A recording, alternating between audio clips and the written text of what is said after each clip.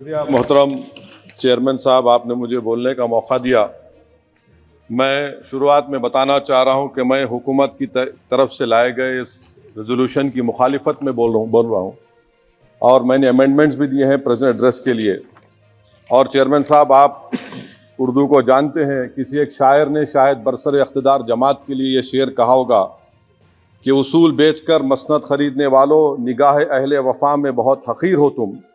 वतन का पास तुम्हें था ना होगा कभी कि अपने हिर्स के बंदे हो, बेज़मीर हो तुम। इज़्ज़त नफ्स किसी शख्स की महफूज नहीं, अब तो अपने ही निगहबानों से डर लगता है। डंके की चोट पे जालिम को बुरा कहता हूँ, मुझे सूली से न जिंदानों से डर लगता है। मोहतरम चेयरमैन साहब, मैं आज इन लोगों की तरफ से बोल रहा हूँ जो दिखते तो हैं, जिनके बारे में बात तो होती है मगर उनकी कोई नहीं सुनता। मैं उनके बारे में बोल रहा हूँ जिनके बारे में वज़ीर आज़म मोदी ने कहा था कि घुसपैठी है। मैं उन बेटियों और माओं के बारे में कह रहा हूँ जिनके बारे में मोदी ने कहा कि ज़्यादा बच्चे पैदा करते। मैं उन मासूम नौजवानों के बारे में कह रहा हूँ जिनको मॉब लिंचिंग के ज़रिए मारा जा रहा है। मैं उन बेज़ुबान माँ और बाप के बारे में बोल रहा हूँ जिनकी औलाद आज इस हुकूमत के गलत कानून के चक्कर में जेलों में सड़ रहे हैं। सर, मैं दस्तूर जब इस ऐवान में बन रहा था, संविधान बन रहा था, तो उस वक्त अलहदा वोटर लिस्ट और इंतखाबी रिजर्वेशन की बात आई। तो उस वक्त के हमारे फाउंडिंग फादर्स ने, हमारे बुजुर्गों ने, दोनों समुदाय के हिंदू और मुसलमानों ने फैसला किया कि हम इस पर राज़ी नहीं होंगे। बल्कि उन्होंने क्या कहा था हमारे फाउंडिंग फादर्स ने, उन्होंने मुखालिफत की थी अलहदा वोटर लिस्ट की और इंतखाबी रिजर्वेशन की। उन्होंने कहा था, I quote sir, it is the duty of majority community to ensure that minorities are elected in the representative numbers. BJP मुसलमानों की नफरत पर जीतती है और मुसलमानों के नाम निहाद मसीहा मुसलमानों के 90% ज़्यादा वोट हासिल करते हैं, मगर फिर भी इस ऐवान के दरवाजे नहीं खुलते मुसलमानों के लिए और सिर्फ 4% मुसलमान जीत कर आते हैं। सर, संविधान सिर्फ एक किताब नहीं है जिसे चूमा जाए, संविधान एक किताब नहीं है जिसे दिखाया जाए, संविधान एक सिंबल भी है, मगर संविधान एक हमारे बुजुर्गों के ख्वाबों की किताब है। हमारे जमहूरियत को हमारे बुजुर्गों ने इस तरह समझा, हमारे फाउंडिंग फादर्स ने इस तरह जमहूरियत को समझा कि इसमें हर समुदाय और मजहब और समाज के मानने वाले लोगों की राय को शामिल किया जाएगा इस मुल्क को चलाने के लिए। मगर इस ऐवान में सिर्फ 4% मुसलमान जीत कर आते हैं। मैं संविधान से जो मोहब्बत के दावे करते हैं उनसे कहूंगा कि कभी उठाकर पढ़ो कॉन्स्टिट्यूंट असेंबली डिबेट्स में कि नेहरू ने, HC मुखर्जी ने, सरदार हुकुम सिंह ने माइनॉरिटीज के बारे में क्या कहा था।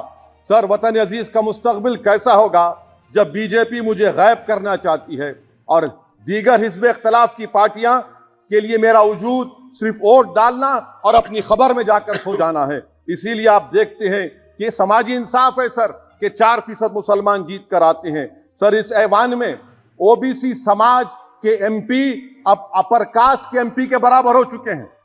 OBC समाज के MP अब अपर कास्ट MP के बराबर हो चुके हैं और 14% मुसलमान सिर्फ 4% जीत कर आते हैं। CSDS का डेटा ये बताता है कि इस मुल्क में जो वोट बैंक है, जो एक मुश्त वोट डालता है, वो अपर कास्ट का है। मुसलमान का कभी ना वोट बैंक था ना कभी रहेगा।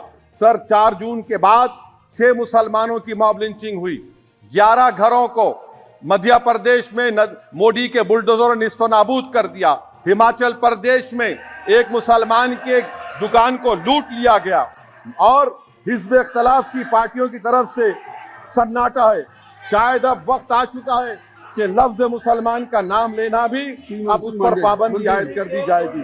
सर, मैं ये बात बताना चाह रहा हूँ कि नरेंद्र मोदी को जो मैंडेट मिला है। एक मिनट, आप लोग बैठ जाएं, कृपया आप लोग बैठ जाएं। श्री मनसुख मांडविया जी, आप लोग बैठ जाएं, कृपया माननीय सदस्य बैठ जाएं। श्री मनसुख मांडविया जी, कृपया आप लोग बैठ जाएं।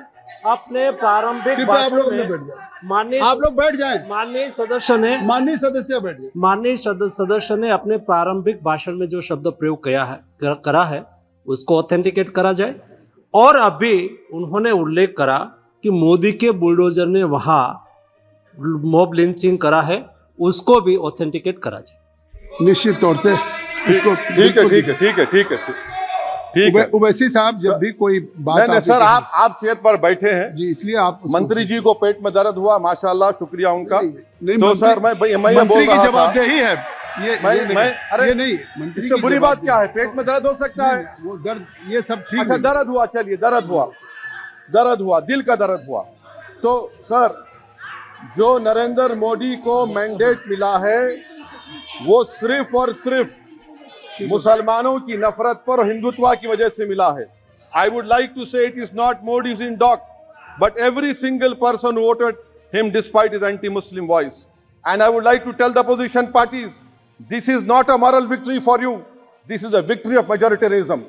Everyone should contemplate and do introspection. Why is it that the OBCs and the upper caste are getting their due representation? Why are the Muslims not getting? Are we here only to vote for you and not to get elected? If that is the case, please tell us that we are only here to vote for you. Sir, आज भारत के आधे नौजवान बेरोजगार हैं और रोजगार की तालाश, बेरोजगारी का आलम यह है सर कि मोदी सरकार के 5 साल में 75 लाख एस्पिरेंट्स की जिंदगी बर्बाद हो गई, 6 पेपर लीक हुआ। बेरोजगारी का आलम यह है सर कि रशिया जा रहे हैं, वहां जाकर अपनी जानों को दे रहे हैं। बेरोजगारी का आलम यह है कि नरेंद्र मोदी रोजगार का कैंप चलाती है नौजवानों के लिए कि तुम इजराइल में जाकर काम करो, उनको कैनन फॉडर बना रही है ताकि फलस्तीनियों की जायदादों को हड़प कर सके। ये भी कंक्लूड कर। अरे सर मेरा टाइम है, कहाँ टाइम है सर? आप ये टाइम ले ले मेरा सर, मैं 2 मिनट दीजिए। ये विश्वगुरु की पॉलिसी है। इजराइल को 27 टन हथियार जा रहा है। 9 मिलियन भारत के लोग गल्फ में काम करते हैं, क्या असर पड़ेगा? 47,000 इजरायली और फलस्तीनी मार चुके हैं। क्या है हमारी पॉलिसी सर? क्यों हथियार दे रहे हैं सर? नस्लकशी हो रही है। सदर जमहूरिया के खुतबे में राष्ट्रपति के सर, मैं उसी पे बोल रहा हूं सर, इसमें लिखा हुआ है फॉरेन पॉलिसी के ऊपर, आप पैराग्राफ नंबर 25 देख लीजिए।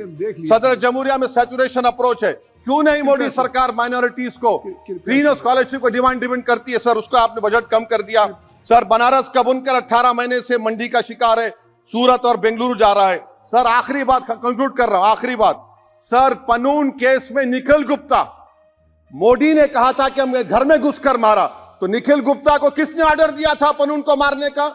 अगर नहीं दिया तो उसको बचाइए, और अगर दिया नहीं तो फिर उस पर पीएमएलए क्यों नहीं लगाते? सर समाप्त करो। कमेटी बनाई आपने, उसका क्या हुआ सर? हम एससीओ को नहीं जा रहे सर। मैं आपको बता रहा हूं कि मैं अपनी इस तकरीर को टीपू सुल्तान की नजर, सुनिए सर, अब हो गया खत्म कर रहा हूं सर। मैं अपनी तकरीर को टीपू सुल्तान के नजर कर रहा हूं। ये टीपू सुल्तान की फोटो है, क्या आप इससे भी नफरत करेंगे सर? ये संविधान में टीपू सुल्तान की फोटो है जिस पर वल्लभ भाई पटेल ने साइन किया, श्यामा प्रसाद मुखर्जी ने साइन किया। ये आपकी नफरत है सर। आखिर में मैं अपनी बात को खत्म कर रहा हूं इस शेर पर कि क्या दिन दिखा रही है सियासत की धूप छांव।